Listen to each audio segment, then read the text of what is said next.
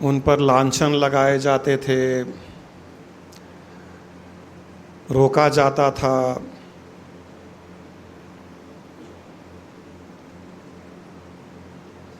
कभी जहर दिया गया तो कभी सांप उनके ऊपर फेंका गया। ये कठिनाइयाँ हमें दिखती है,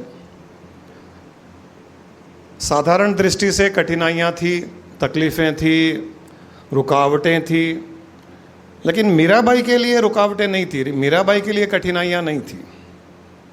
ये भी एक दृष्टिकोण है। जो परमात्मा मार्ग में चल रहा है उसके लिए कठिनाइयाँ भी कठिनाइयाँ नहीं है। सांसारिक दृष्टिकोण से कठिनाइयाँ है, सांसारिक दृष्टिकोण से प्रॉब्लम्स हैं, दोष लगाए जाते हैं, कई प्रकार की बातें की जाती है, व्यापार करने वालों को नुकसान उठाना पड़ सकता है, गृहस्थी में रहने वालों के लिए भिन्न भिन्न प्रकार की कठिनाइयाँ, रुकावटें, समाज के लांछन, क्योंकि मन सभी कार्यों से इतना हट जाता है, इतना ऊपर उठ जाता है कि उसे केवल सत्संग ही दिखाई देता है, उसे केवल सत का संग ही करने की इच्छा करती है, उसे केवल आत्मा और परमात्मा की बातें ही करने की इच्छा करती है। तो मन जब दूसरी तरफ से हट जाता है तो समाज को पसंद नहीं आता ये बातें। परिवार में जिनका इतना इंटरेस्ट नहीं है, इतनी रुचि नहीं है, उनको भी पसंद नहीं आता है। प्रहलाद के साथ में भी ऐसा ही हुआ, कई कठिनाइयाँ आई।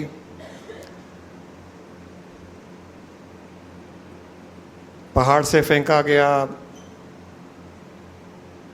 हाथी के नीचे कुचलने की कोशिश की गई, अग्नि में उसको बिठाया गया, लेकिन प्रहलाद के लिए कठिनाइयाँ नहीं थी। सांसारिक दृष्टिकोण से हम जब देखते हैं तो हमें कठिनाइयाँ दिखती है, लेकिन जो परमात्मा के मार्ग पर चल रहा है, जिसने परमात्मा की उंगली पकड़ ली है, उसके लिए वो कठिनाइयाँ होते हुए भी कठिनाइयाँ नहीं है।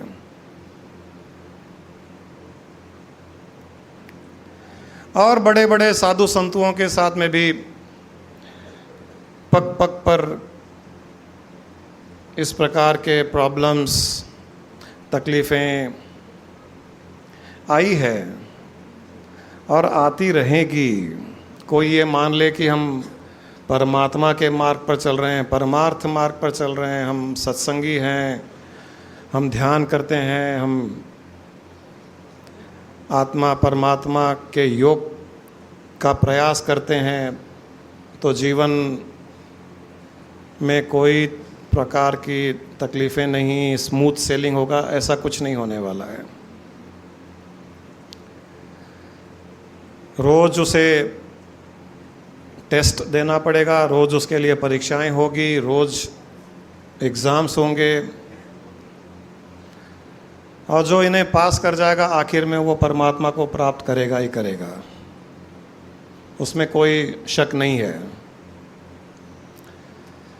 और जो कठिनाइयों से डर करके भाग जाएगा, परमात्मा भी खुश हो जाता है।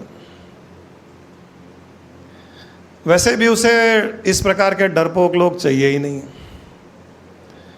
एक संत को, एक गुरु को भी डरपोक लोग नहीं चाहिए, उसे पसंद नहीं आते हैं। बहाने करने वाले पसंद नहीं आते हैं।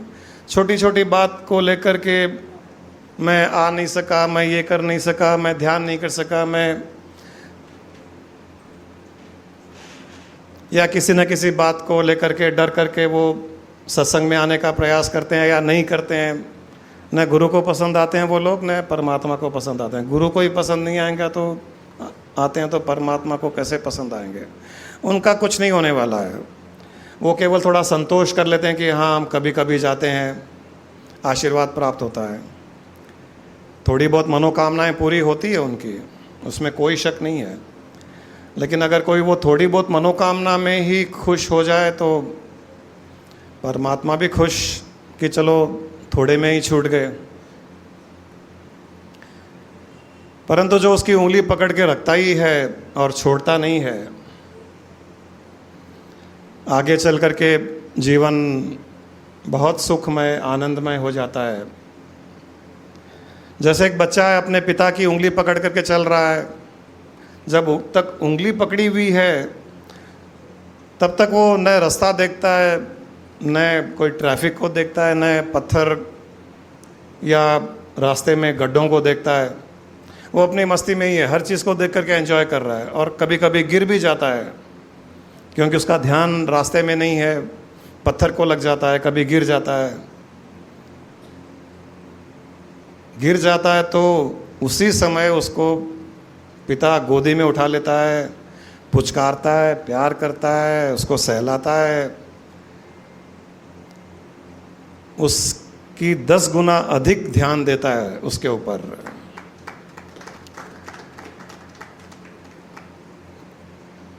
कंडीशन यही है कि उसने उंगली नहीं छोड़ी।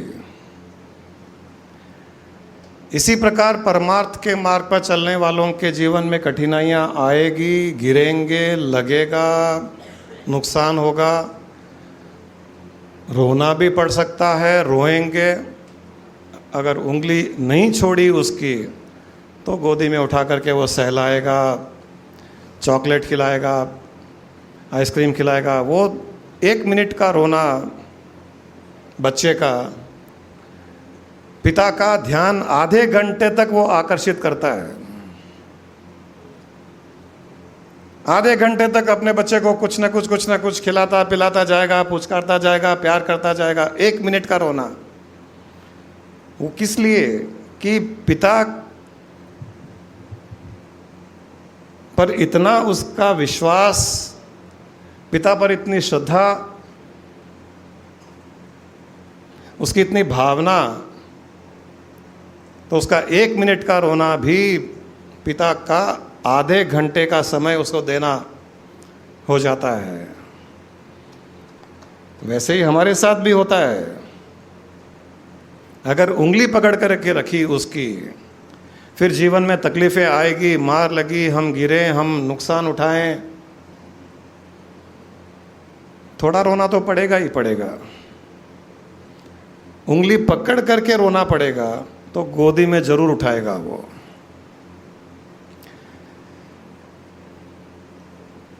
और उंगली छोड़ दी तो फिर जिंदगी भर रोते जाना है। जिन्होंने सत्संग नहीं किया या जो सत्संग भावना से नहीं करते हैं, उन्हें इस स्थिति का पता भी नहीं चलता है। उन्हें उसके आनंद का भी पता नहीं, आनंद के छूटने का भी पता नहीं, फिर उन्हें आनंद प्राप्त करने का भी उन्हें पता नहीं होता है। जब उनका समय आएगा, जब वो सत्संग करने लगेंगे, तब उन्हें पता चलेगा कि उन्होंने कितना उसे मिस किया है। परमात्मा को प्राप्त करने के 2 मार्ग होते हैं, एक साधना का मार्ग और दूसरा सत्संग का मार्ग। साधना में कुछ करना होता है, योग साधना करनी होती है, क्रियाएं करनी होती है, अपने बलबूते पर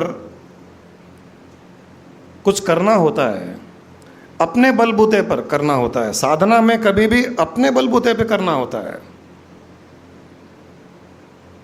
ध्यान करते हैं 1 घंटा, 2 घंटा, 10 घंटे, 12 घंटे, 10 दिन, 10 साल क्रियाएं की जाती है, हटपने से किया जाता है, तकलीफें आती है, शरीर को गलाया जाता है, इंद्रियों को निग्रह किया जाता है, बहुत तकलीफें होती है साधना में। और उसमें विल पावर भी बहुत चाहिए, भयंकर विल पावर चाहिए। साधना में बहुत विल पावर चाहिए। इसीलिए योग का नाम हठ योग भी है। हठीपना है, हठपना चाहिए उसमें।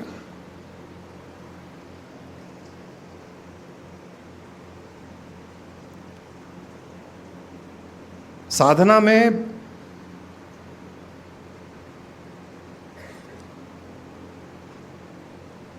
अहंकार भी है।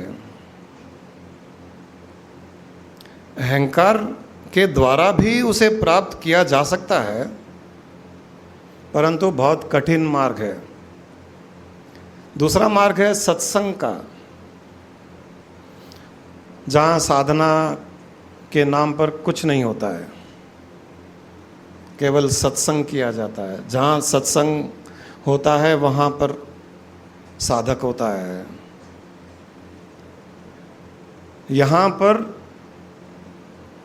समर्पण भाव से जाया जाता है। यहाँ करने का भाव नहीं है, समर्पण भाव है। यहाँ अपने आप को समर्पित कर दिया जाता है, सत्संग में समर्पित कर दिया जाता है। जहाँ सत्संग होता है वहाँ पर गुरु सर्वोपरि है। और सत्संगियों को पता है कि हमें कुछ नहीं करना है, जो करना है गुरु को करना है। हमें केवल वहाँ जाना है, अपने आप को समर्पित करना है। दोनों मार्ग एकदम ऑपोजिट है। साधना में कुछ करना है, रोज कुछ करना है, रोज कुछ करना है, बहुत करना है, जितना किया उससे अधिक करना है, करते जाना है, करते जाना है, करते जाना है। यहाँ सत्संग में कुछ नहीं करना है। अगर सत्संग में भी कोई कर रहा है तो वो साधना कर रहा है। सत्संग में कुछ किया नहीं जाता है। सत्संग में तो जो किया हुआ है, हजारों लाखों करोड़ों जन्मों में जो किया गया, वो भी यहाँ छोड़ना पड़ता है। सत्संग में तो छोड़ने की बात है, करने की बात नहीं है। वहाँ साधना में लाखों करोड़ों जन्मों में किया, इस जन्म में भी कर रहे हैं।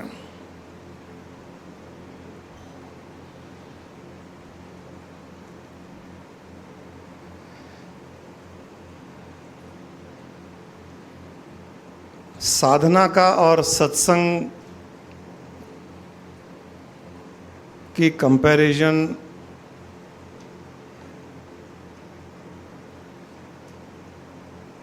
साधना करना अच्छा है या सत्संग करना अच्छा है, उत्तम कौन सा है?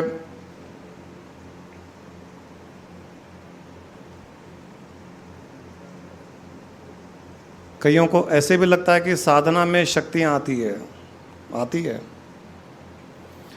सत्संग में शक्तियाँ कहाँ? जब मैं ही नहीं हूँ तो शक्तियाँ ही नहीं है। जहाँ मैं हूँ वहाँ शक्तियाँ है। सत्संग में तो मैं भी नहीं, क्योंकि वहाँ पर वो पूरा सरेंडर कर देता है। और चमत्कार को जितना नमस्कार किया जाता है, उतना अस्तित्व को छोड़ने वालों को नहीं किया जाता है। जो कड़क रहेगा उसको तो होटल का दरबान भी ऐसे सैल्यूट करेगा, और जो डरा हुआ मेरा अस्तित्व ही नहीं है, वो जाके दरबान को नमस्ते करेगा, भाई साहब नमस्कार, बोलेगा क्या चाहिए? आपकी चाल से भी वो दरबान या तो नमस्ते करेगा या डांटेगा। आपने अस्तित्व छोड़ दिया तो आपको तो वो दरबान भी बहुत बड़ा परमात्मा रूप दिखाई दे रहा है, तो भाई साहब मैं अंदर जा सकता हूँ क्या? कौन हो तुम? क्या काम है? और कोई चोर उचक्का डाकू भी अगर कड़क जाएगा तो उसको सैल्यूट मारेगा। नमस्कार कड़क क्यों किया जाता है? नमस्कार उसको नहीं किया जाता जिसका अस्तित्व छूटा हुआ है। जिसने भी अस्तित्व छोड़ा, जो झुकना सीख गए, उन्होंने एक्सपीरियंस किया कि और ज़्यादा दबाए जाते हैं वो। ये तो सभी ने एक्सपीरियंस किया है। और जो कड़क रहे, जो गुस्सा करते हैं, जो अहंकार दिखाते हैं, उन्होंने ये भी एक्सपीरियंस किया कि बड़े बड़े लोग भी उनके सामने झुकते हैं, अच्छा लगता है। तो साधना में कड़कपना होता है। जैसे हमारे कुर्ते में मांड दिया हुआ था तो कड़क अच्छा लगता है।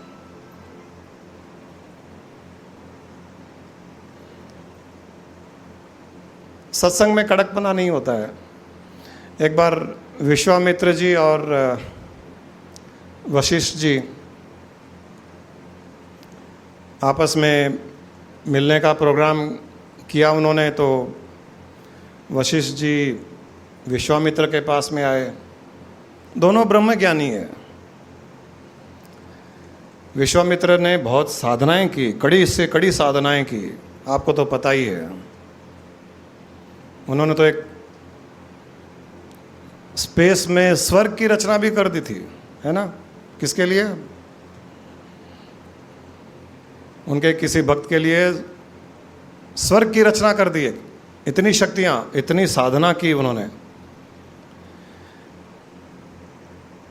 वशिष्ठ जी सत्संगी थे, हम्बल, सरल स्वभाव। विश्वामित्र कड़क, मांड दिया हुआ कुर्ता।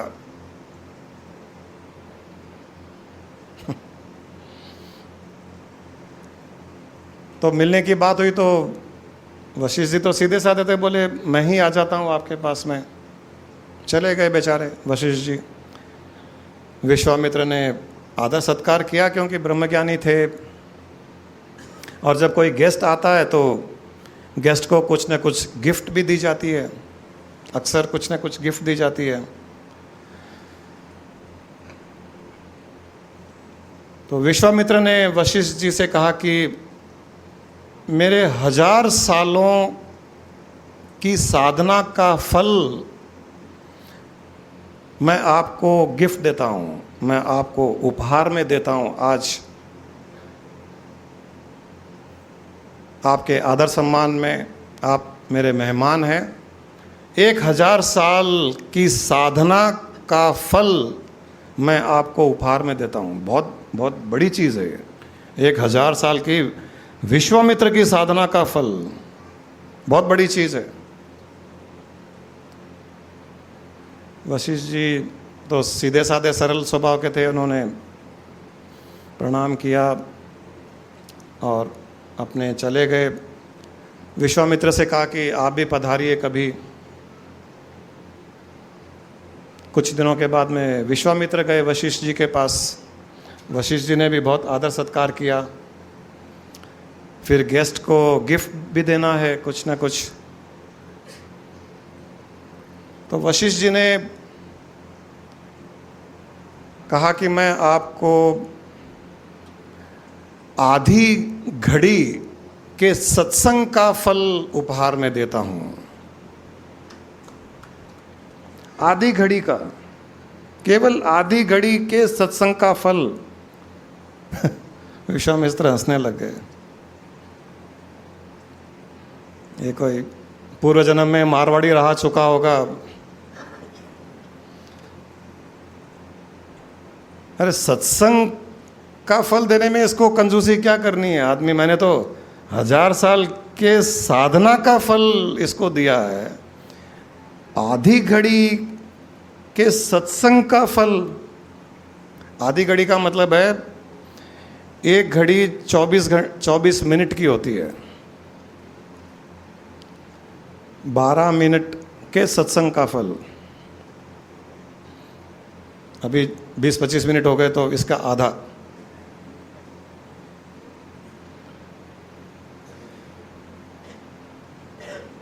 हाव भाव बदल गए विश्वामित्र के। ऐसे उसको देखने लगे कि ये कंजूस मक्खी चूस। बराबर की बात होनी चाहिए। आपके घर कोई आता है, गिफ्ट देते हो, कोई चांदी का सिक्का, सोने का सिक्का, तो वापस में वैसा ही कुछ दिया जाता है, कुछ एक्स्ट्रा दिया जाता है। एक चांदी का सिक्का दिया जाए तो 2 चांदी का सिक्का दिया जाता है। वशिष्ठ जी ने हाव भाव चेहरे पर, विश्वामित्र के चेहरे पर देख करके समझ गए कि इनको जचा नहीं, मेरा गिफ्ट पसंद नहीं आया। तो उन्होंने कहा विश्वामित्र से कि मुझे पता है कि आपको मेरा उपहार, मेरा गिफ्ट पसंद नहीं आया। मुझे लगा कि शायद इतना आपके लिए काफ़ी होगा। फिर भी एक काम करते हैं कि चलिए किसी से हम निर्णय कराते हैं कि आपका 1000 साल की साधना का फल के अगेंस्ट में आधी घड़ी के सत्संग का फल उत्तम कौन सा है?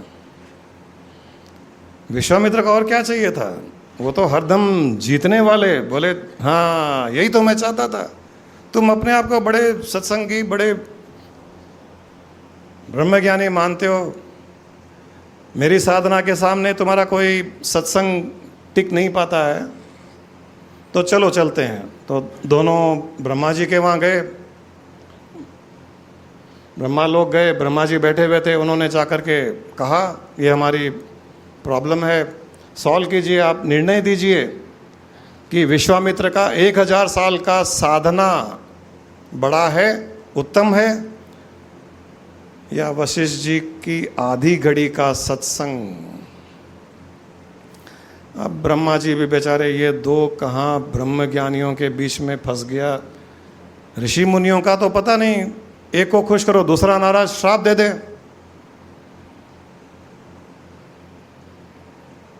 कोई भी ऋषि मुनियों के बीच में नहीं पड़ना चाहता है, पता है सीधा श्राप ही निकलता है जो नाराज होगा उससे। कभी भी ऋषि मुनि को नाराज करने का प्रयास मत कीजिए। किसी गुरु को, गुरु भी ऋषि मुनि है, उसको नाराज करने का प्रयास मत कीजिए। डिप्लोमेटिकली कुछ बात कीजिए। ये अलग बात है कि वो समझता है डिप्लोमेटिकली जो बात की जा रही है। तो ब्रह्मा जी भी थोड़ा डिप्लोमेटिकली बोले, हे ऋषि मुनि, मैं तो देखिए यहाँ पर विष्णु माया का संचालन करता हूँ, खाली मैं संभालता हूँ। विष्णु जी यहाँ के लॉज बना के चले जाते हैं, मुझे खाली देखना पड़ता है कि सब लोग, दुनिया, जीव जंतु आदि नियम के अनुसार संसार में कार्य कर रहे हैं नहीं कर रहे हैं, कर्म कर रहे हैं, उनको कर्मों का फल देना, यही सब मेरा काम है। बाकी न मैंने जीवन में कभी साधना की, न कभी सत्संग किया, मुझे तो पता ही नहीं है। आप एक काम कीजिए, विष्णु जी के पास ही जाइए। ये ऐसे डिप्लोमेटिक तरीके अपनाते थे भगवान भी, एक दूसरे के पास भेज देते थे, वहाँ जाओ। जैसे कोई भिखारी कुछ मांगने आता, कहता आगे जाओ। वो आगे वाला दुकानदार है ना, बहुत पैसे कमाता है, उससे जाके मांगो। विष्णु के पास में गए, विष्णु का तो काम है सोए रहना, लक्ष्मी जी पांव दाबती रहती है।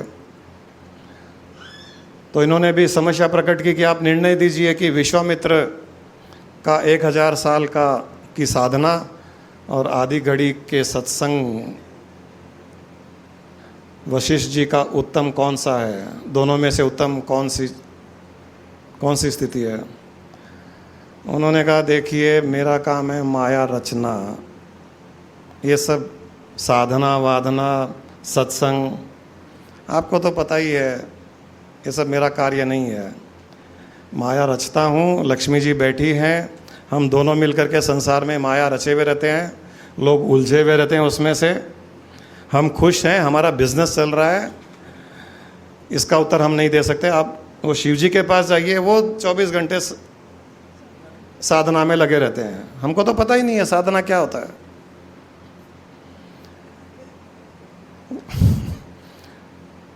शिव जी आंख बंद करके रहते हैं तो वो साधना भी करते होंगे, सत्संग भी करते होंगे, हमको तो पता नहीं। आप उनके पास ही जाओ।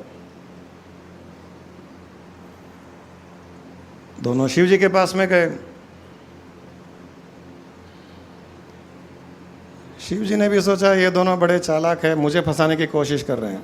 ये दोनों, ये ऋषि मुनि नहीं, ब्रह्मा और विष्णु, वो दोनों चालाक है, उत्तर दे सकते थे, लेकिन मेरे पास भेज दिया कि मैं फंस जाऊं। उन्होंने कहा, देखो अभी कुछ दिनों के पहले ही मैंने वो जहर पिया था, नीलकंठ हो गया, वो कंठ में स्थित है मेरे, तो तब से थोड़ा सा मेरा दिमाग ठीक काम नहीं कर रहा है आजकल। मैं डिसीजंस या जजमेंट्स नहीं दे पा रहा हूँ, थोड़ा अपसेट रहता हूँ जहर के कारण। तो तुम लोग एक काम करो, शेष जी के पास जाओ। शेष जी अपने सिर पर धरती को उठा करके रखते हैं। वो बहुत साधना करते हैं और उन्होंने सत्संग भी किया है, आप उनके पास जाइए।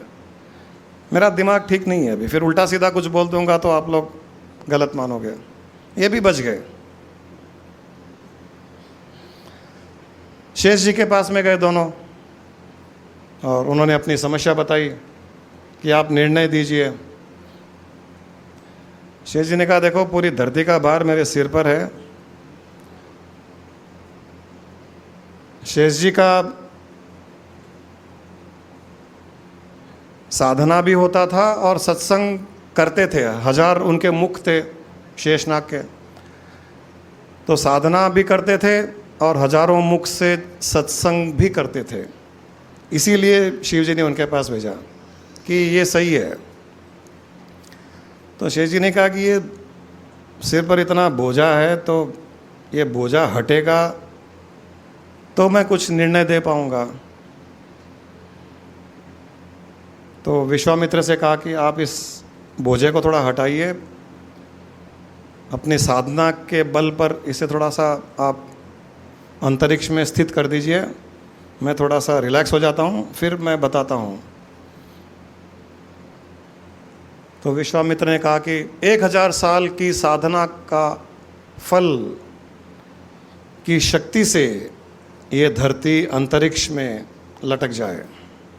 और उन्होंने जल लेकर के संकल्प किया। ऐसे संकल्प किया जाता तो जल लेकर के संकल्प किया जाता है कि मेरे 1000 वर्ष की साधना के बल पर ये धरती टिक जाए। धरती हिली नहीं। वशिष्ठ जी को कहा, शेष जी ने, वशिष्ठ जी आए, कहे मेरे आधे घड़ी के सत्संग के बल पर ये धरती इनके शीश से हट जाए और अंतरिक्ष में स्थित हो जाए। उन्होंने जल लेकर के संकल्प किया, धरती आसमान में लटक गई, उनके सिर से बोझा हट गया और स्पेस में धरती स्थित हो गई। शेष जी ने कहा, अब कोई उत्तर देने की आवश्यकता तो नहीं होगी, उत्तर तो मिल गया आपको। 1000 साल की साधना के बराबर आधी घड़ी का सत्संग, इतना महत्व है, इतना महत्व है।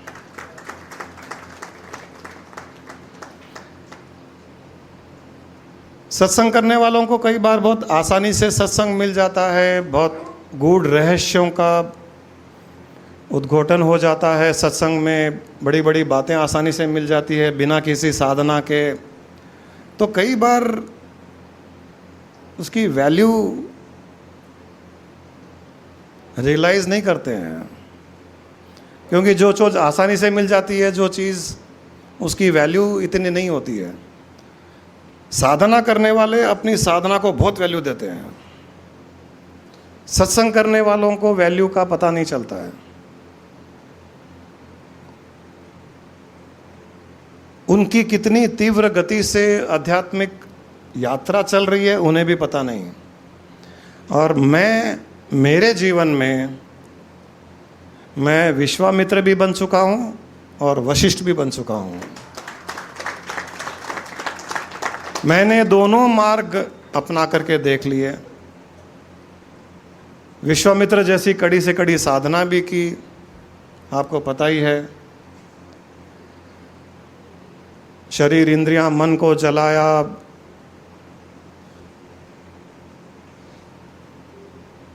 हर प्रकार से अपने आप को विड्रॉ किया, विरक्त भाव उत्पन्न किया, संसार से नफरत किया,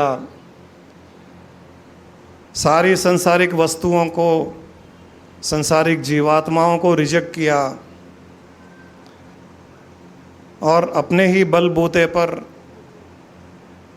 गुरु की करुणा थी, गुरु का आशीर्वाद था, गुरु का मार्गदर्शन था, लेकिन वो गुरु करवाते थे, बोलते थे करो, ये करो, ऐसे साधना करो, ऐसे साधना करो, क्योंकि वो भी साधना कर चुके थे। तो हम भी करते थे, अपने बलबूते पे कुछ साधना करते थे। यहाँ अंजना सांगी जी बैठी हुई है, उन दिनों से पहले से हमारा संपर्क है। जब आध्यात्मिक नहीं थे तभी से संपर्क है, जब वो साधना किए तब भी संपर्क था, सत्संग कर रहे हैं तो भी सत्संग है। इनकी बड़ी मानता है, इनको पता है, इनसे कोई बात करेगा तो हमारी लाइफ हिस्ट्री पूरी आपको पता चल जाएगा कि हम उस समय कैसे हो गए थे, साधना जब करते थे शरीर कैसा हो गया था। 8x8 के कमरे में बैठ कर के मैं, गुरु माँ, अंजना जी, आनंद भाई बैठ कर के कभी कभी प्रसाद भी लिया करते थे। फीका, उबला हुआ खाना,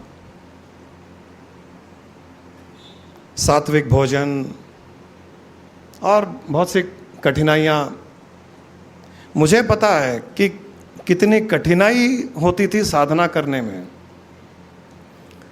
और फिर हम जब स्वामी जी से मिले तो उन्होंने विश्वामित्र को बाहर फेंक दिया और वशिष्ठ को स्थापित कर दिया। बोले कुछ नहीं करना है, चुपचाप आओ, बैठो, खाओ पियो, कभी मिर्ची पकोड़े खाओ तो कभी वड़ा खाओ तो कभी और कुछ खाओ पियो, मौज करो। पहले गुरु के साथ में कभी भी मौज मस्ती खाने पीने की संसार की नहीं थी, पूरा विड्रॉ किया संसार से। 7-8 साल मूवीज़ बंद, रेस्टोरेंट्स बंद, कहीं शादी में नहीं जाना, किसी के दावत में नहीं जाना, किसी के बनाया हुआ खाना नहीं खाना, स्वादिष्ट खाना नहीं होना चाहिए, बिना मिर्ची, बिना लहसुन प्याज, बिना तेल, बिना इसके बिना उसके, और साधना करते थे। स्वामी जी के पास में गए,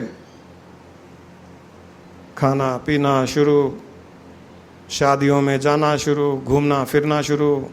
हमको साथ में लेके घूमते थे, चलो ढोलारी डानी चलते हैं, चलो ढाबा चलते हैं, कभी एयरकार्ड चलते हैं,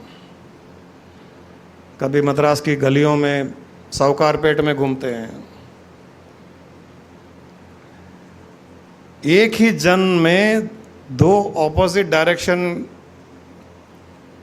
के मार्ग पर हम चल चुके हैं, तो हमें साफ पता है कि किस मार्ग में जाने पर मंजिल कैसे प्राप्त होती है, कितनी कठिनाइयाँ आती है, कितना अहंकार उसमें आता है, दूसरे मार्ग में कितना सुगम रास्ता।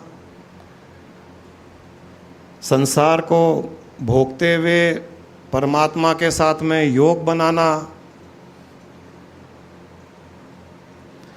हमने दोनों मार्ग को चखा है, दोनों मार्ग का स्वाद लिया है, साधना का भी और सत्संग का भी। और चूंकि सत्संग का मार्ग ही हमें आध्यात्मिक मार्ग की आखिरी मंजिल में पहुंचाया है, उस एनलाइटनमेंट तक पहुंचाया है सत्संग मार्ग ने, तब पूर्ण विश्वास हो गया है कि यही मार्ग है जो सुगम सरल, बिना कुछ प्रयास किए अहंकार को यहाँ पर छूट ही जाता है, पूर्ण समर्पण हो जाता है, अस्तित्व समाप्त हो जाता है और उसके साथ में योग बना हुआ रहता है। सत्संग से बढ़कर और कोई मार्ग है ही नहीं। और संसार में रहने वालों के लिए, गृहस्थी में रहने वालों के लिए, व्यापार करने वालों के लिए, परिवार को चलाने वालों के लिए, संसार में हर कुछ करते हुए परमात्मा को प्राप्त करना केवल और केवल सत्संग के द्वारा ही संभव है।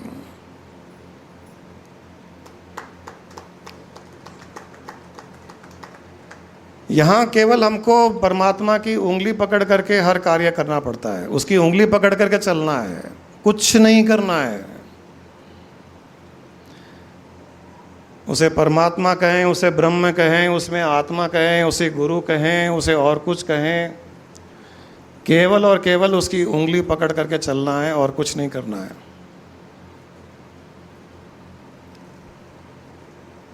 उंगली छोड़ी रोना पड़ेगा, अगर उंगली पकड़ के रखे तो अंत में उसे प्राप्त कर ही जाओगे। एक बार एक बालक अपने पिता के साथ में एग्जीबिशन गया, हैदराबाद का नुमाइश। बाप की उंगली पकड़ा हुआ था, अंदर गया, लाइटिंग, वहाँ अलग अलग स्टॉल्स, बहुत खुश हुआ, हंस रहा था, प्रसन्न हो रहा था। उंगली पकड़ करके आगे गए, पॉपकॉर्न का स्टॉल, करी पफ का स्टॉल, फिर और आगे गए तो बड़े बड़े झूले, जोकर्स घूम रहे हैं, हंसा रहे हैं, कहीं कुछ चल रहा है, कहीं कुछ चल रहा है। इतना मग्न हो गया कि उसे पता नहीं चला कि कब उंगली छूट गई। और वो उसमें इतना लीन हो गया, भीड़ में गुम गया। थोड़ी देर के बाद पता चला उसे कि पापा नहीं है, पिता नहीं है यहाँ पर। अब जोर जोर से रोने लगा। थोड़ी देर तो पता नहीं था उसे,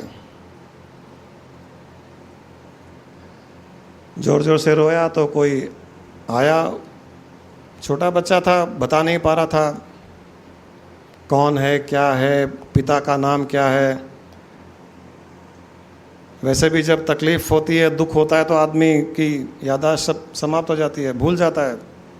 वो केवल रोता ही रोता जा रहा था। तो कोई उसे उठाया, वहाँ एग्जीबिशन के ऑफिस में ले गया।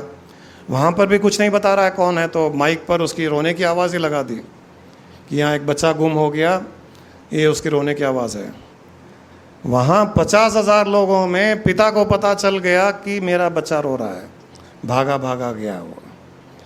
कहते हैं 1000 गायों के बीच में गाय को अपने बछड़े के बारे में पता चल जाता है, उसे कोई कन्फ्यूजन नहीं होता है। वैसे ही लाखों जन्मों में हमारे कर्म हमें ढूंढ ही लेते हैं,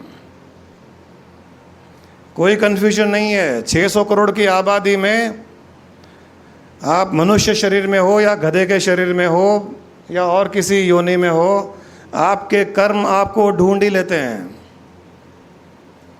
क्योंकि उनका कर्मों का आपके दिल से दिल का रिश्ता होता है। जैसे बाप का बेटे के साथ में रिश्ता होता है, वैसे ही कर्मों का रिश्ता भी होता है। ये भी मत समझना कि हमें तो याद ही नहीं हमने क्या कर्म किए, किस प्रकार के किए, किस जन्म में किए। आपको याद हो न हो, आपके कर्मों को याद है और वो आपको ढूंढ ही निकालेंगे।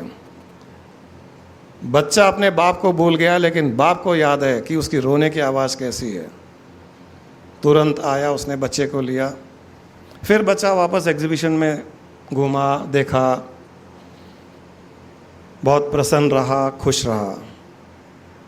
अब यहाँ सवाल ये आता है कि बच्चा जब एग्जीबिशन में घूम रहा था, बाप की उंगली पकड़ा हुआ था, तो उसे हर चीज़ वहाँ पर खुशियाँ देने वाली थी और वो खुश भी हो रहा था, हंस रहा था, नाच रहा था। उसकी दृष्टि वहाँ के आकर्षण में, अट्रैक्शंस में ही थी। उंगली छूट गई, थोड़ी देर तो वो इन्वॉल्व रहा वहाँ पर। जब उसे याद आया तो रोने लगा। रोया क्यों बच्चा? बच्चा रोया क्यों? एग्जीबिशन बंद नहीं हुआ, लाइटिंग बंद नहीं हुई, झूले बंद नहीं हुए, जोकर्स वैसे ही घूम रहे हैं, स्टॉल्स खुले हुए हैं, लोग घूम रहे हैं, पॉपकॉर्न की स्टॉल वैसी है, हर चीज़ वैसी की वैसी है। फिर बच्चे को प्रसन्नता क्यों नहीं हुई? फिर बच्चा रोया क्यों?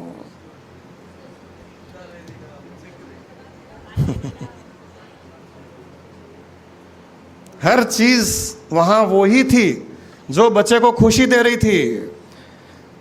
जब तक बाप की उंगली पकड़ा हुआ था, खुशी देने वाली चीज़ें खुशी दे रही थी। बाप की उंगली छूटते ही खुशी देने वाली चीज़ें उसको रुलाने लगी। आपने सीक्रेट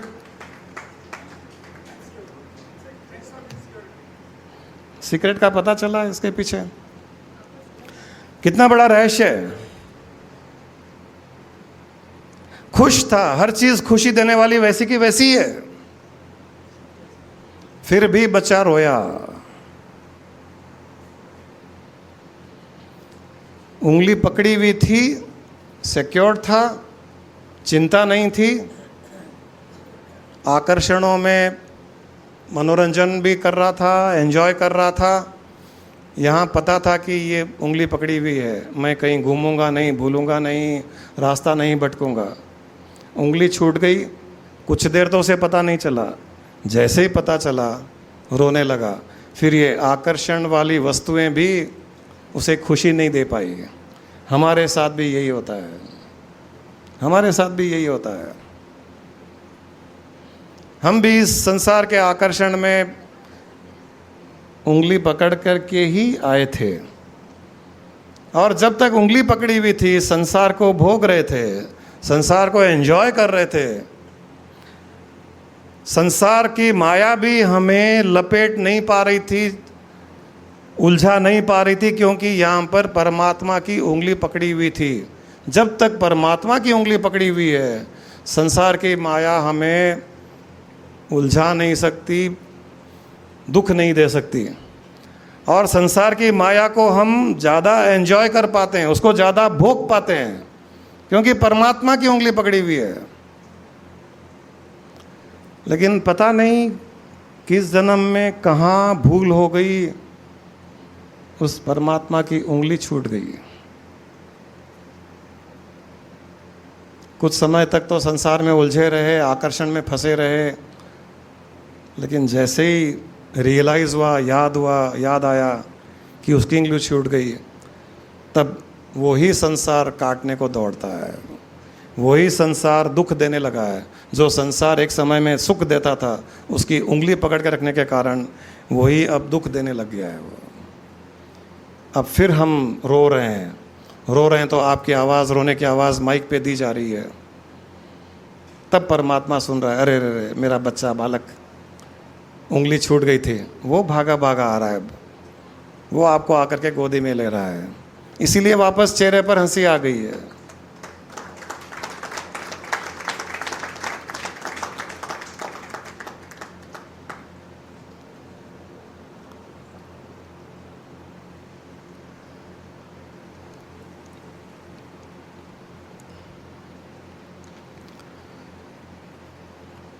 परमात्मा के साथ में सत्संग करने वालों के जीवन में कुछ है उनके पास तो ठीक है, कुछ छूट जाए तो ठीक है, उनको फ़र्क नहीं पड़ता है। जो है उसको भोगते रहते हैं, और वो जो है वो छूट भी जाए तो उन्हें परवाह नहीं, क्योंकि जिसने ये सब उपलब्ध करवाया, जिसने ये सब बनाया, वो क्रिएटर ही मेरे पास में है, उस क्रिएटर की उंगली पकड़ी हुई है। तब क्या फ़र्क पड़ता है कुछ रहे या न रहे। क्रिएटर की उंगली पकड़ी हुई है तो क्रिएटर तो कभी भी क्रिएट कर सकता है। रचना करने वाला ही जब साथ में है तो रचना कभी भी कर सकता है, उसे फ़र्क नहीं पड़ता है। परंतु हाँ, साधना करने वालों को फ़र्क पड़ता है, या जो विरक्त भाव, जो सब कुछ छोड़ना चाहते हैं, जो संन्यास धर्म लेकर के संसार में कुछ प्राप्त करना चाहते हैं, उनका मोह संसारिक वस्तुओं में लगा हुआ रहता है, क्योंकि मैं हूँ जहाँ पर है वहाँ पर मोह भी है। आज मैंने ही ग्रुप में शायद कहीं डाला था, हमारे स्वामी जी कहा करते थे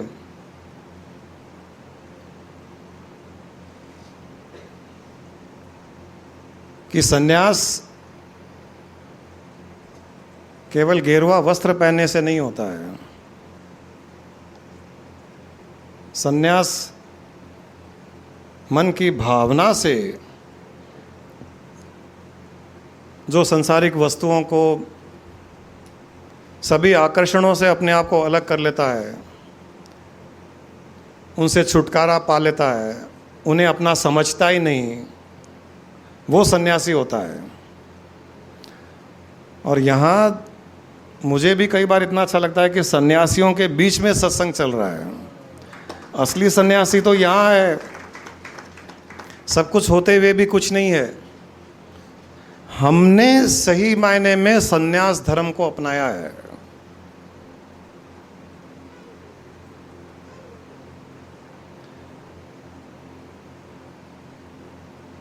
एक बार राजा जनक अष्टावक्र ऋषि के पास बैठे हुए थे, सत्संग चल रहा था। राजा जनक को जब जब मौका मिलता था वो अष्टावक्र के पास पहुंच जाते थे। कभी भी उन्होंने मौका नहीं गंवाया, कभी भी नहीं। जब जब मौका मिला पहुंच जाते थे।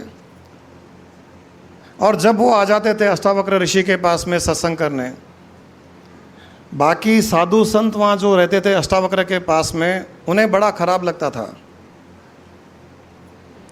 और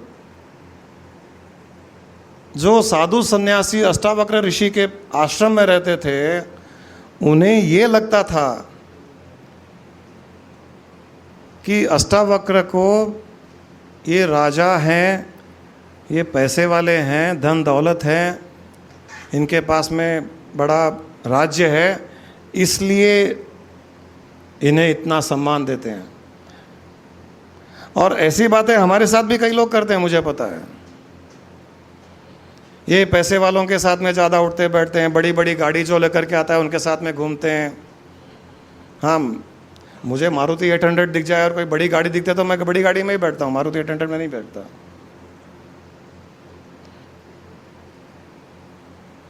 हमारे लिए भी कई लोग बातें करते हैं, स्वामी जी के लिए भी करते थे। स्वामी जी के शिष्यों में कई ऐसे हैं जो 25-30 साल तक उनके साथ में रहे हुए हैं और 99% उनके फॉलोअर शिष्य मिडिल क्लास के थे। हम जब जाना शुरू किए, जो स्वामी जी के लाइफ के आखिरी 3-4 साल में ही हमारा संपर्क हुआ, उनके पास जाने लगे। शायद उन दिनों में हम ही सबसे समृद्ध, फाइनेंशियल वेलबींग थे, बड़ी बड़ी गाड़ियाँ, बड़ा मकान। हम जब जाने लगे तो स्वामी जी भी हमारे साथ में बहुत समय बिताते थे, बहुत आदर सम्मान मिलता था हमको। जब हम पहुंच जाते थे तो स्वामी जी शायद आश्रम को भूल जाते थे, दूसरे भक्तों को भूल जाते थे, जो 25-30 साल से उनके साथ में थे, और हमारे साथ में समय बिताते थे। जब हमारे साथ में समय बिताते थे, मैं और गुरु माँ होते थे और स्वामी जी होते थे, तब उनका कितना भी पुराना कट्टर फॉलोअर भी आ जाता था, उसको आधा किलोमीटर दूर से ऐसे हाथ कर देते तो वहीं रुक जाता था, वो एक कदम भी नहीं चल पाता था। ऐसी स्थिति कई बार आई थी। हम आश्रम जाते थे, वहाँ से स्वामी जी को रिक्वेस्ट करते थे, स्वामी जी चलिए हैदराबाद चलते हैं। हमारे साथ हमारी गाड़ी में आते थे, हमारे बंगलों में, जुबली हिल्स में रुकते थे। तो स्वामी जी के लिए भी कई लोग ऐसे कहने लगे कि आजकल ये जैन आने लग गए, पैसे वाले हैं, स्वामी जी का माइंड डाइवर्ट हो गया है, देखो संत भी ऐसे होते हैं। हमने कभी नहीं सोचा कि स्वामी जी ऐसे भेदभाव करेंगे। वैसे ही अष्टावक्र ऋषि के फॉलोअर्स ने भी राजा जनक के लिए ऐसे ही कहते थे कि अष्टावक्र भी भेदभाव करते हैं। छोटी बुद्धि छोटा ही सोचती है, बड़ा नहीं सोच सकती है, क्योंकि अगर बड़ा सोच ले तो बड़ा आदमी हो जाए वो,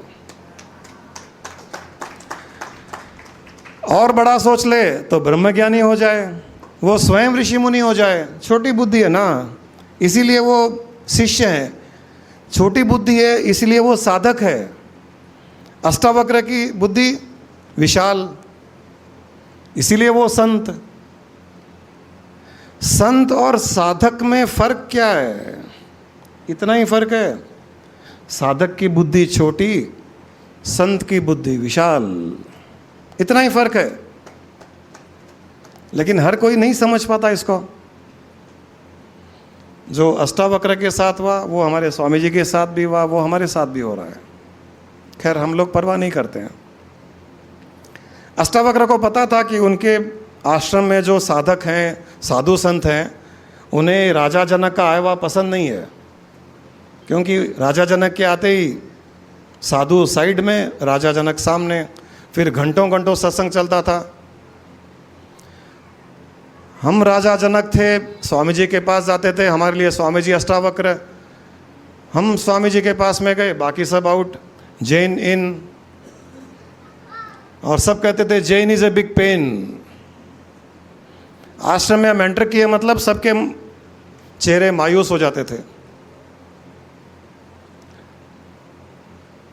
अष्टावक्र को पता था कि यहाँ पर ये मेरे शिष्य ऐसी बात सोच रहे हैं कि हमारे गुरु भेदभाव करते हैं, पैसे वालों में, राजा के साथ में, बड़ी बड़ी बग्गी में राजा आता है, गहने पहने हुए, अच्छे कपड़े पहने हुए, बड़ा राज्य, तो हमारे ऋषि भी थोड़े लालची हैं। ये तो कोई भी समझता है, मैं भी समझता हूँ। यहाँ पर कौन कौन क्या क्या सोचता है मुझे सब पता चलता है, कोई प्रकट करे या न करे सब पता चलता है, भाव से ही पता चल जाता है, बुद्धि लगाने की आवश्यकता ही नहीं है। कोई सोचे कि नहीं हम भाव नहीं आने देंगे, अंदर हमारी जेलसी, अंदर का हमारा हेट्रेड, गुरुजी भी भेदभाव करते हैं, हम बताएंगे नहीं किसी को, तो उसकी छोटी सी बुद्धि है, इसीलिए वो संत नहीं बन पा रहा है, लेकिन हमको तो पता चल जाता है। तो अष्टावक्र ने सीख देने के लिए, ज्ञान देने के लिए, एक बार जब राजा जनक आए हुए थे तो वो सामने बैठे बातचीत कर रहे हैं, उनके साधु संत साइड में बैठे हुए हैं, तो उन्होंने एक नाटक रचा।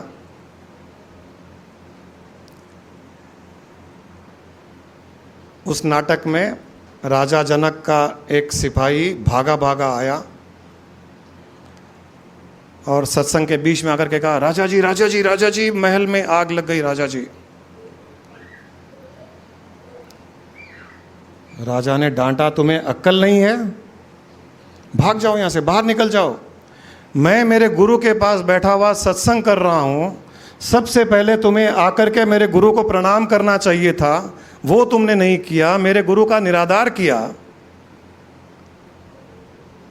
और सत्संग के बीच में आकर के मुझे महल के जलने की बात कर रहे हो, तुम भाग जाओ यहाँ से, चले जाओ। उसको वहाँ से निकाल दिया।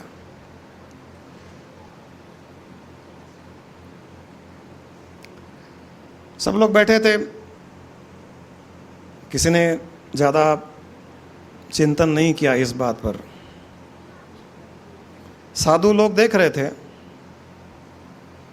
कुछ दिनों के बाद में फिर जब राजा जनक आए हुए थे तो राजा जनक के साथ में फिर सत्संग की बातें, साधु साइड में, जैसे जैन इज ए पेन वैसे जनक ऑल्सो इज बिग हेडेक उनके लिए। अष्टावक्र ने एक और माया रची। सत्संग के बीच में एक आदमी भागा भागा आया और उसने साधुओं से कहा कि हे साधु, आपकी लंगोटियां जो धो करके टंगी हुई है वहाँ पर बंदर आ गए हैं, सब लंगोटियां फाड़ रहे हैं, नीचे गिरा रहे हैं, आप जाकर के देखिए। इतना सुनते ही सारे के सारे शिष्य उठ करके भागे कि लंगोटियां वहाँ सूख रही है, बंदर फाड़ देंगे। वहाँ जाकर के देखा तो लंगोटियां वैसी टंगी हुई थी। आकर के बैठे, तब उन्होंने अपने शिष्यों को पूछा, तुम्हें पता चला कि मैं जनक को इतना समय क्यों देता हूँ, इतना सत्संग क्यों करता हूँ, और तुम लोगों को इतना समय क्यों नहीं देता हूँ? तुम लोग तो लोगों के उतरे हुए कपड़ों की लंगोटियाँ पहनते हो, जो जानवर भी हाथ में लगाए, इतना सा कपड़ा का टुकड़ा, और उसमें भी तुम्हारा मोह, और ये भी भूल जाते हो कि सत्संग के बीच में जब ये कोई इंसान आया है, वो सत्संग को डिस्टर्ब कर रहा है, रोक रहा है, लंगोटियों की बातें कर रही है, तुम उसे डांट करके भगाने के बदले खुद उठ करके भाग गए।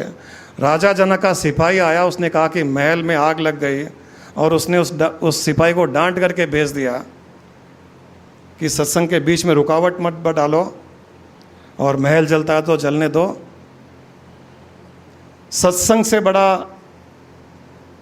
विषय राजा जनक के लिए कुछ नहीं, तुम लोगों के लिए लंगोट से बढ़कर विषय कोई नहीं संसार में।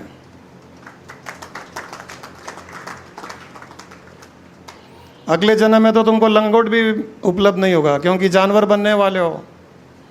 जब बंदरों से ही भयभीत रहोगे, बंदरों से ही डरोगे, तो आखिर में बंदर की योनि में जाओगे, तो वहाँ तो लंगोट भी नहीं मिलेगा। यहाँ तो कम से कम लंगोट मिला है।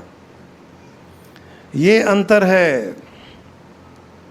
और यही हमारे साथ भी यही हुआ था। स्वामी जी के पास जाते थे, आखिर टाइम में स्वामी जी की आंखों में आंसू भी थे कई बार। वो कहते थे, जैन तुम और कुसुम ने जितना बेनिफिट, जितना ज्ञान 3-3.5 साल में मुझसे लिया, ये 30 साल में मेरे पास में आने वालों ने नहीं लिया। और ये कारण था कि वो हमको समय देते थे। इसलिए नहीं कि कोई हमारे पास पैसे थे या बड़ा मकान था या बड़ी गाड़ी थी, ये लोगों की छोटी सोच।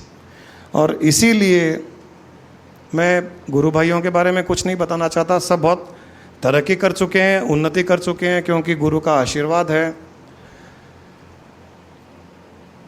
लौकिक दृष्टिकोण से भी बहुत प्रगति हुई है उनकी, आध्यात्मिक दृष्टिकोण से भी आगे बढ़े हैं। लेकिन जो ब्रह्मज्ञानी, जो ऋषि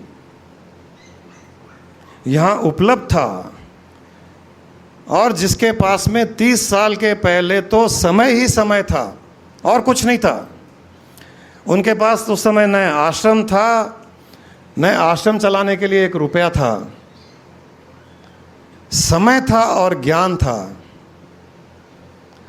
लोगों ने दोनों को ही नहीं लिया, बाकी चीज़ों को अपना लिया। वो समय चला गया, वो ज्ञान भी चला गया, ज्ञान देने वाला भी चला गया। हमने केवल इतना ही करा कि उस समय का उपयोग किया और ज्ञान का निचोड़ लिया। लिया नहीं, उन्होंने दिया। हमने केवल इतना ही किया कि हम समर्पित भावना से उनके पास में रहे। मैं साधना करता था, साधना का अहंकार लेकर के उनके पास जाता था। धीरे धीरे उन्होंने साधना बंद करवा दी। मैं आपको बता दूं कि साधना करने वाला साधना नहीं छोड़ सकता कभी भी। बहुत मुश्किल है उसके लिए, क्योंकि जो अहंकार की पकड़ उसमें रहती है कि मैं कुछ कर रहा हूं, वो साधना को छोड़ने में नहीं रहेगी, वो संतुष्टि नहीं आएगी। लेकिन स्वामी जी ने कहा कि तुम ये छोड़ दो, प्राणायाम बंद कर दो, ध्यान कम करो, ये खाना शुरू करो। जैसे उन्होंने कहा वैसे हम करते चले गए। जब जब उनके पास में मौका मिला, कभी भी हमने मौका नहीं गंवाया, आज तक नहीं गंवाया। कितना बड़ा काम हो, मैंने पहले भी कहा है, मेरी दादी की डेथ हो गई जब हम स्वामी जी के पास थे, और हमें जाने से उन्होंने रोक भी दिया था, बोले बैठे रहो। मेरी ग्रैंड मदर की डेथ हो गई, स्वामी जी के पास हम बैठे हैं श्री सलम में, हैदराबाद आना है, उन्होंने कहा बैठे रहो, हम चुपचाप बैठ गए। कई बार तबीयत खराब, बुखार, लूज मोशंस या और कई चीज़ें, लेकिन मौका हमने नहीं छोड़ा कभी भी, कभी भी नहीं। बिजनेस लॉस को बेयर किया, लेकिन सत्संग का मौका नहीं छोड़ा। हैदराबाद आए हुए, बिजनेस मीटिंग चल रही है, पता चला कि स्वामी जी याद कर रहे हैं, बिजनेस मीटिंग छोड़ करके उनके पास में पहुंच गए। फॉरेनर्स आए हुए हैं, डील्स हो रही हैं, मैंने और किसी को कहा तुम करो ये, हम चले गए छोड़ करके। सत्संग का मौका कभी भी हमने मिस नहीं किया। और केवल वो ही समर्पित की भावना, हमें तो ये भी पता नहीं था कि ये समर्पण है। ये तो हम आज आपसे कह रहे हैं, मैं आज जो आपसे शेयर कर रहा हूँ, इन दिनों की भावना नहीं है ये कि हमें ऐसा करना चाहिए, जब गुरु बुलाए तब जाना चाहिए, समर्पित करना चाहिए। हमें तो पता ही नहीं था समर्पण होता क्या है। सहजता से होता चला गया, उनकी करुणा बहती चली गई। और एक समय ऐसा आया कि उन्होंने हमें अपने स्वयं की स्थिति में स्थित कर दिया। उन्होंने कहा कि देखो, अब पता चलेगा तुमको कि मैं किस आनंद में स्थित हूँ, इस आनंद को अब भोगो, तुम इस आनंद में स्थित हो जाओ। ये गुरु की करुणा है। बिना साधना के, जब साधना किया तब ये आनंद प्राप्त नहीं हुआ, जब साधना छोड़ी तब पूर्ण आनंद में स्थित हो गए। ये पूर्णानंद स्वामी का कमाल कि पूर्ण आनंद में स्थित कर गए।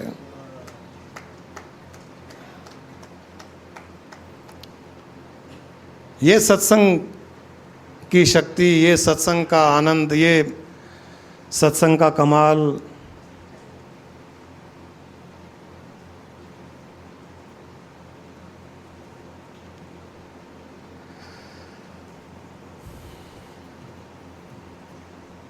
पुरानी बातों में चले जाते हैं तो हम अपने आप को भूल भी जाते हैं कि हम किससे बात कर रहे हैं, किसी का इंटरेस्ट है नहीं है। लेकिन मुझे लगता है कि शायद ये सब रियल लाइफ की सिचुएशन शेयर करने में आपको भी ज़्यादा इसमें आनंद, उसमें सीख, उसमें लेसन, उसमें भाव, उसमें ज़्यादा मिलता है बनिस्बत की केवल किताब की बातों में। इसलिए कई बार हम शेयर कर लेते हैं आप लोगों के साथ में। केवल और केवल उसी का परिणाम है, केवल और केवल सत्संग का परिणाम, उस सत्य के साथ में हमारा संग। बस हमने गुरु में सत्य देख लिया,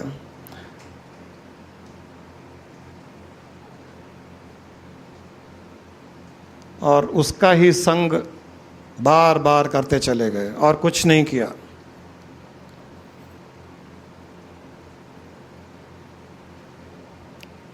एक बार स्वामी जी बैठे थे ऐसे ही हमारे घर में, सुबह सुबह कॉफ़ी पी रहे थे, तो हमें भी कॉफ़ी दी गई, हमने भी कॉफ़ी पिया।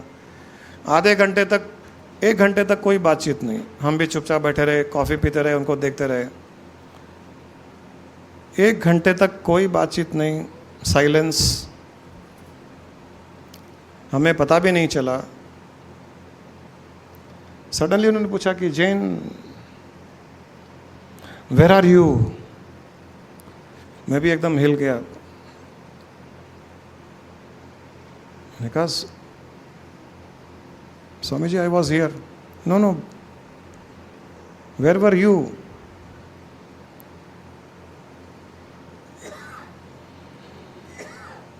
मैंने कहा, Swami ji, I became one with you.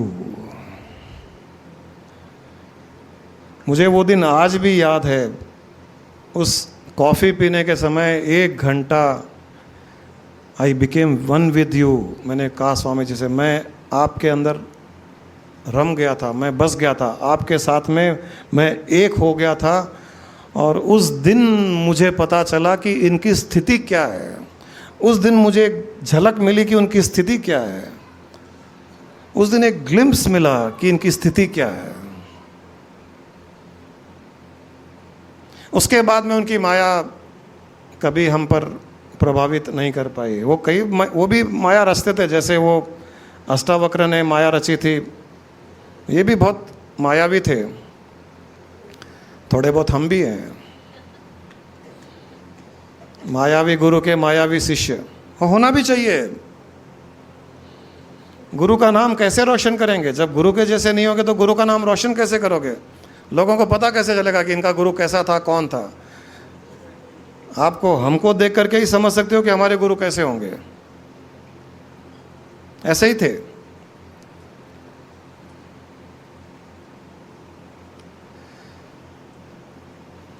तो जब परमात्मा की उंगली पकड़ लेते हैं, उसका संग हम प्राप्त कर लेते हैं, मन से, भाव से उसी के साथ में हम हर समय स्थित रहते हैं, तब हमें कोई साधना नहीं करनी पड़ती, सांसारिक वस्तुओं को छोड़ना नहीं पड़ता, कुछ वैराग्य उत्पन्न करने की आवश्यकता नहीं पड़ती। क्योंकि जहाँ कुछ वैराग्य उत्पन्न करना है, उसका अर्थ है कि मोह में फंसे हुए हैं। जब वैराग्य उत्पन्न करने की आवश्यकता ही नहीं पड़ती, मतलब सब छूटा हुआ ही है।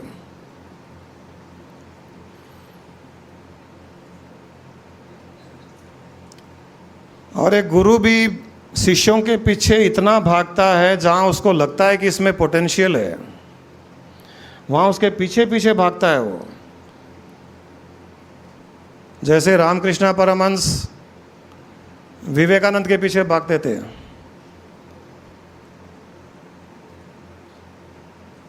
वो नरेन विवेकानंद नहीं होता अगर रामकृष्ण परमहंस उसके पीछे नहीं भागते तो।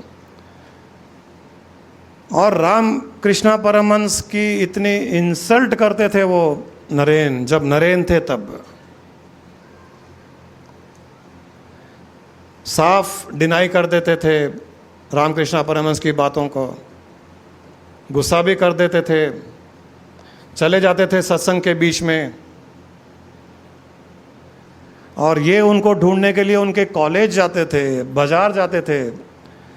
दूसरे जो रामकृष्ण परमहंस के शिष्य थे, जो उनसे जुड़े हुए थे, 24 घंटे साथ रहते थे, उनको बड़ा खराब लगता था कि हम यहाँ बैठे हुए हैं, हमको समय नहीं दे रहे हैं और ये नरेन के पीछे भाग रहे हैं। आखिर में उन्होंने कहा था कि इसके अंदर जो है वो तुम लोगों के अंदर नहीं है, और वो आखिर में प्रूव भी हुआ। विवेकानंद बनने के पश्चात जो रामकृष्ण परमहंस की टीचिंग्स, जो उनका ज्ञान विवेकानंद ने अकेले सारे संसार में फैलाया। विवेकानंद के कारण रामकृष्ण परमहंस को लोग जानने लगे। ये होता है एक अच्छे शिष्य का कर्तव्य कि अपने गुरु को जाने संसार। आज हम स्वामी जी की इतनी बातें करना चाहते हैं और बहुत सी बातें हैं, इसीलिए कि हम हमारे स्वामी जी को भी पहुंचाना चाहते हैं कि वो क्या हस्ती थी और कितना हमारा भाग्य था कि साक्षात्कार उनके साथ रूबहू 1 to 1 बैठ करके हमें ये ज्ञान प्राप्त हुआ, जो हम आज आपको वो आगे दे रहे हैं। कहीं से आया हमारे द्वारा और कहीं जा रहा है, हमारा रोल इतना ही है। परंतु बड़ा गर्व होता है कि हमारे गुरु ने ये सब ज्ञान दिया। हमारे गुरु ने कहा एनलाइटनमेंट बहुत आसान है। हमारे गुरु ने कहा साधना की कोई आवश्यकता नहीं है। हमारे गुरु ने कहा संसार को भोगो परंतु सत्संग को मत छोड़ो। हमारे गुरु ने बताया समर्पण क्या होता है। उन्होंने बताया कि उसका रिजल्ट, उसका फल कितना सुगम और आसान हो सकता है, और वही हम आगे देने का प्रयास कर रहे हैं।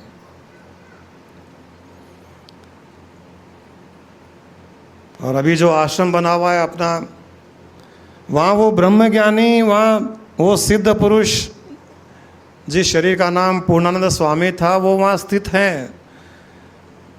वहाँ जो जाता है वहाँ फील करता है, उनकी डिवाइन वाइब्रेशंस को फील करता है। चारों तरफ उनके पिक्चर्स, चारों तरफ उनकी वाइब्रेशंस। मुझे किसी ने कहा था कि अभी हम लोग गए थे वहाँ पर, गेट के बाहर फीलिंग अलग, जैसे गेट के अंदर गए फीलिंग एकदम चेंज हो गई हमारी, कि ऐसे कैसे फ़र्क पड़ जाता है, एक बाउंड्री से कैसे फ़र्क पड़ जाता है।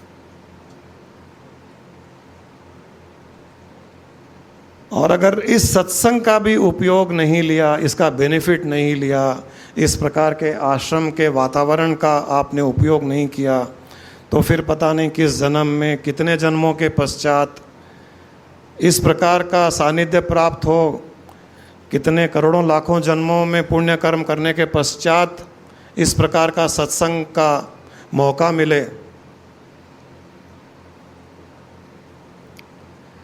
कहते हैं कि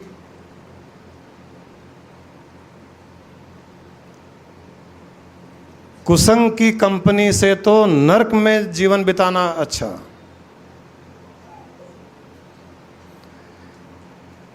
कुसंग की कंपनी, कुसंग के साथ रहना, कुसंग की मित्रता करना। कुसंग का अर्थ जो संग अच्छा नहीं है, उन लोगों के बीच में जो गलत काम करते हैं, गलत सोच रखते हैं, ईर्ष्या, हेट्रेड, नेगेटिविटी, जेलसी, एनमिटी, इन लोगों के साथ में रहने से अच्छा है नरक में समय बिताना। आपको पता है क्यों? कोई मुझे सीक्रेट बताएगा इसके पीछे? ऐसा क्यों कहा गया? क्यों आचार्य, तुम तो ज्ञानी हो यार, ज्ञान में सफ़ेद बाल किए हो।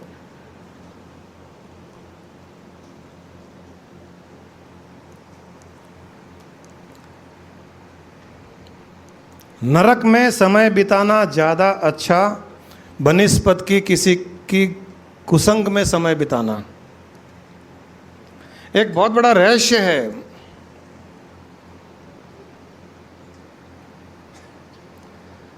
और स्वर्ग में समय बिताने से अच्छा है सत्संग में समय बिताना। ये किस लिए कहा गया है कि नरक में समय बिताना अच्छा है, कुसंग में नहीं। नरक में समय बिताओगे तो आपके पाप कर्म वहां भोग करके समाप्त हो जाएंगे। नरक में किस लिए जाते हैं हम? हमारे पाप कर्मों को भोगने के लिए जाते हैं। वहां जाएंगे, पाप कर्म खत्म हो जाएंगे, आप पाप कर्मों से फ्री हो जाओगे। कुसंग की संगति में नए पाप कर्म बनते हैं।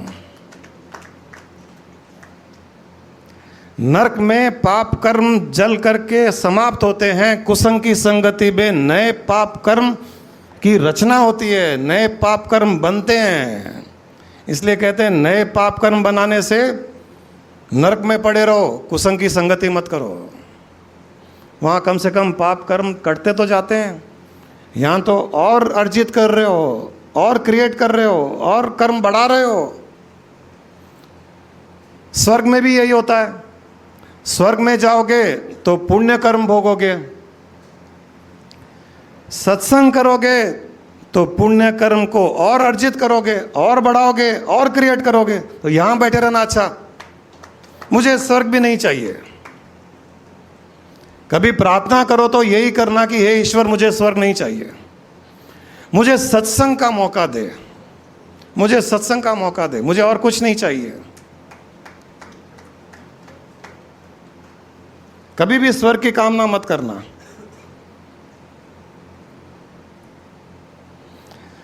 तो संगति का असर बहुत हमारे जीवन पर होता है। किस संगति में हम उठते बैठते हैं, किस प्रकार की विचारधारा में हम बहते हैं,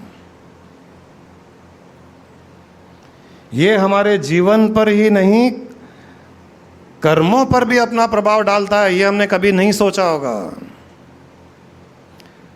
जीवन पर तो डालता ही डालता है, कर्मों पर भी प्रभाव डालता है हमारी संगति।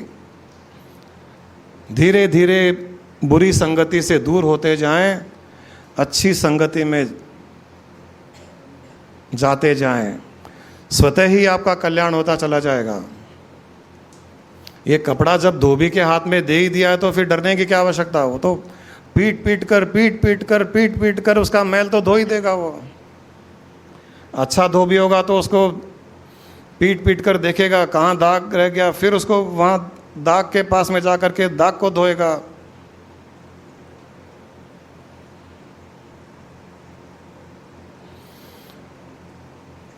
सत्संग का महत्व बड़ा अच्छा महत्व है। इस महत्व को आप समझने का प्रयास कीजिए। इसका प्रभाव आपके जीवन पर जो पड़ता है और उसका प्रभाव हमारे कर्मों पर पड़ता है। बहुत कम लोगों ने इस प्रकार इसको समझा होगा। राष्ट्रीय वो गाना कौन सा, वो सुबह बोले थे ना, वो सत्संग,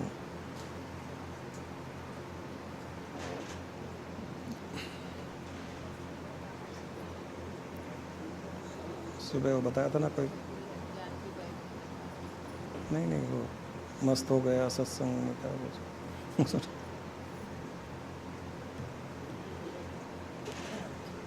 या ज्ञान में मस्त हो गया, या ज्ञान को याद नहीं आ रहा है बहुत।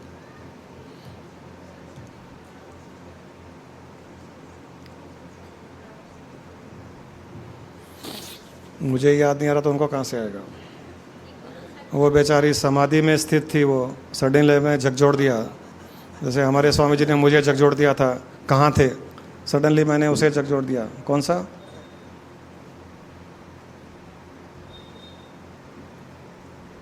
गुरु सत्संग में कामों से प्यार। हाँ, गुरु सत्संग में कामों से प्यारा, कौन सा था वो, मैं मस्त हो गया, अमृत धारा।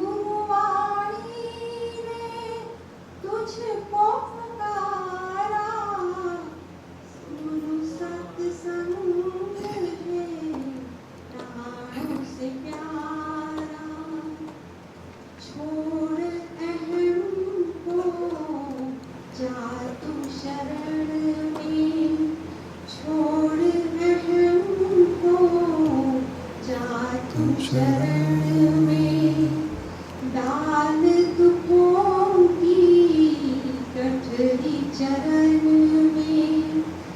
इन चरणों ने सबको है तारा, गुरु सत्संग है प्राणों से प्यारा। इसमें बहती है अमृत धारा, गुरु सत्संग है प्राणों से प्यारा। जहर तेरा वो पीले पल में, जहर तेरा वो पीले पल में। प्रलय हो जाए कर्मों का क्षण में, प्रलय हो जाए कर्मों का क्षण में। तू भी बन जा गुरु का दुलारा, तू भी बन जा गुरु का दुलारा। गुरु सत्संग है प्राणों से प्यारा, गुरु सत्संग है प्राणों से प्यारा। इसमें बहती है अमृत धारा, गुरु सत्संग है प्राणों से प्यारा।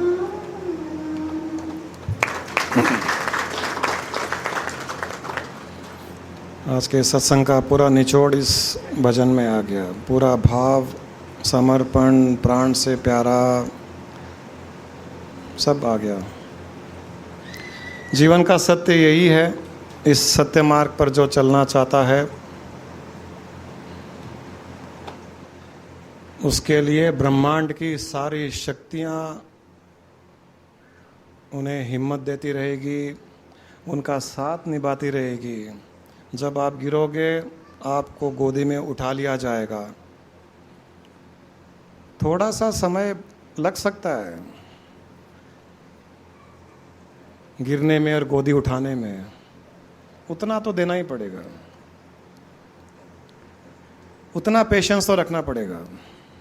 डिमांड नहीं कर सकते गिर करके रो गोदी में उठाओ मुझे, ऐसा नहीं। गिर गए, पड़ गए, मार लग गई, थोड़ा रो लो, गोदी में उठाएगा वो। भीड़ में घूम जाओगे तो कोई ना कोई आपको लेकर के रोने की आवाज़ माइक पर सुना देगा, तो वो सुन लेगा, वो आएगा आपको उठाने के लिए, ज़रूर आएगा। इतना विश्वास रखिए, इतनी श्रद्धा रखिए, एक दिन आप उसके साथ में एक हो जाओगे, एक बन जाओगे। उसकी उंगली मत छोड़ना, उसका साथ मत छोड़ना, उसका भाव मत छोड़ना। सब कुछ करते हुए भी हृदय में उस भाव के साथ में जीवन जीते जाएं। अंत में उसी को प्राप्त हो जाओगे।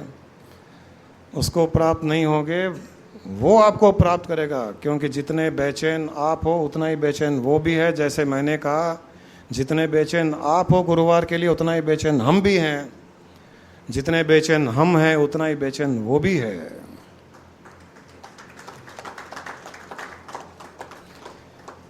चलिए आज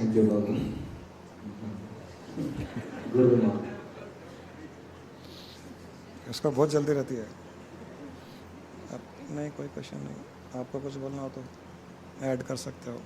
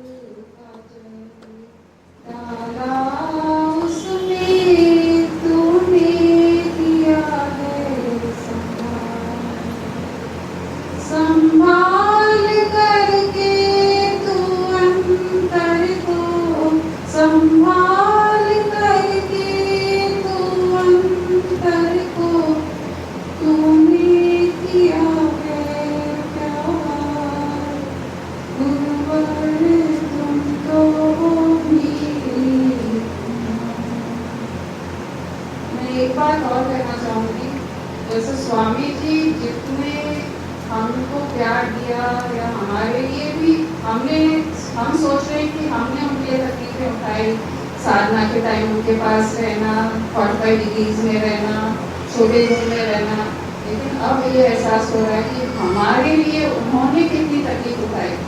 हम पूरे अनजान लोग, जैन, नॉर्थ इंडियन, वो पूरे साउथ इंडियन, हमारे घर में आके रहना, हमारा पूरा जॉइंट फैमिली, सब लोगों को खुश रखना और खाना भी उनका टेस्ट का नहीं मिलना, और 10-10 दिन, 15-15 दिन हमारे हिसाब से चलना, वो कोई गुरु ही कर सकता, कोई नहीं कर सकता।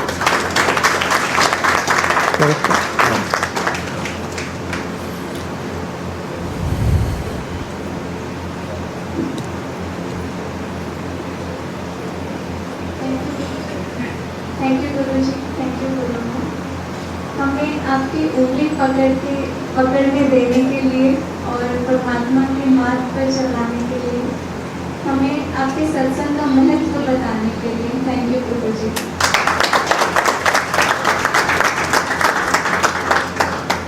गुरु जी के सेशंस की लिस्ट इस प्रकार से, ये संडे 19 जुलाई को हमारा स्पेशल सत्संग रहेगा, स्पेशल सेशन रहेगा हमारे दिव्य आश्रम में।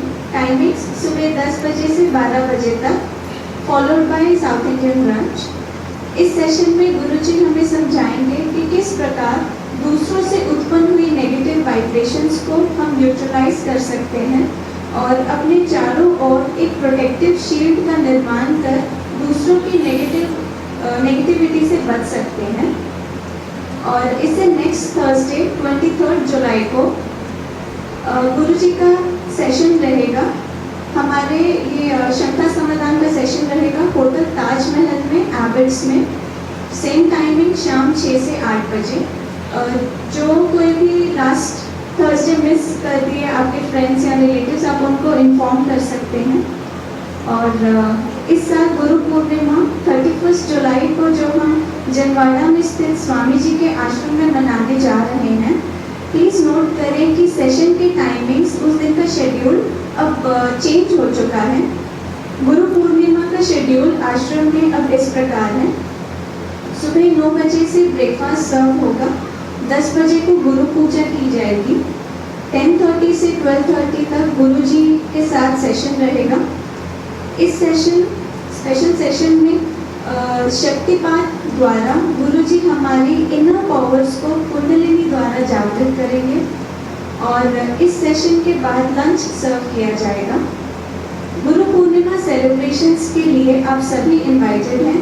रिक्वेस्ट है कि आप में से कोई भी इस सेशन को ना मिस करे, क्योंकि हम सभी बहुत भाग्यशाली हैं जो हमें गुरु जी के साथ गुरु पूर्णिमा मनाने का ये अवसर प्रदान हो रहा है। आप टाइम से पहले पहुंच सकते हैं आश्रम में, आश्रम के दिव्य वातावरण का आनंद ले सकते हैं और ध्यानशाला में ध्यान कर गुरु जी के प्रोग्राम्स के SMS अपडेट्स के लिए आप सभी अपने नंबर्स हमारे पास नोट डाउन करा सकते हैं। जिन्होंने अभी तक अपने नंबर्स नहीं दिए हैं, आप प्लीज़ हमारे पास अपने नंबर्स रजिस्टर करवा सकते हैं। नेक्स्ट थर्सडे सेशन एबिट्स में रहेगा, उससे नेक्स्ट थर्सडे सेशन यहाँ पर नहीं रहेगा। सेशन जब भी होगा आपको इन्फॉर्म कर दिया जाएगा।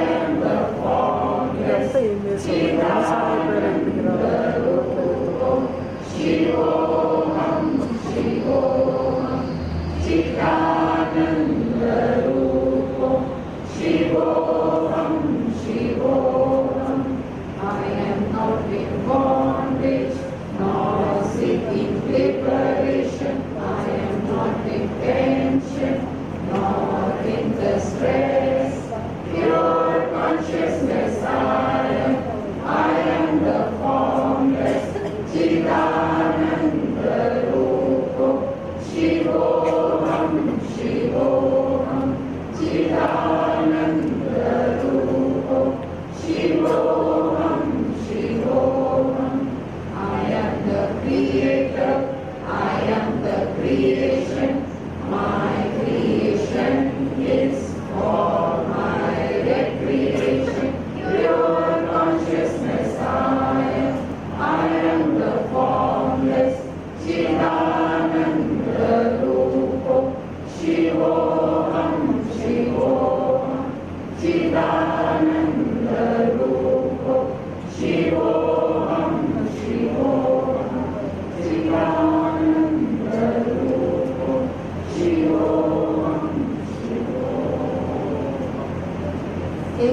एग्जाम्पल ध्यान में आ गया था आज जो गुरुजी का टॉक था, साधना और सत्संग। अभी अमरनाथ यात्रा चल रही है, तो जो पैदल जाते हैं 10-12 दिन लगते हैं, बहुत तकलीफें भी उठानी पड़ती है उनको, क्योंकि खुद कर रहे हैं वो सब। और जिनको जल्दी पहुंचना है वो हेलीकॉप्टर मार लेते हैं, वो तो एक दिन में पूरे दर्शन भी हो जाते हैं। तो सत्संग हेलीकॉप्टर